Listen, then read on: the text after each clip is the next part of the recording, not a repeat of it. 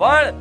તમારી જોડે જે તે નોકરી ધંધો હોય ને એ તમારી માતાને આગળ કરીને જાઓ અને નોકરી ધંધો કરો ને કહેવાય કે માં આ ધંધો માં હું કરું છું, નોકરી હું કરું છું, પણ માં તું મને નિમિત્ત બનાવી આ મારો રોજગાર તું ચલાવજે. માં જે બી કદાચ પગાર લાવીશ, જે બી માં રોજગાર વેપાર થશે, જે બી માં વકરો થશે ને એમાંથી માં વધાર નહીં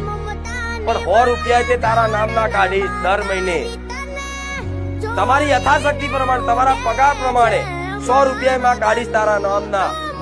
આ રીતે કદાચ એની નામની બચત કરો ને એના નામથી કોઈ ગરીબ કુવાસીઓ હોય, કોઈ અબોલા જીવ હોય, કોઈ બીમાર વ્યક્તિ હોય, કોઈ વૃદ્ધ કદાચ પીડાતું હોય એને દવાની જરૂર હોય,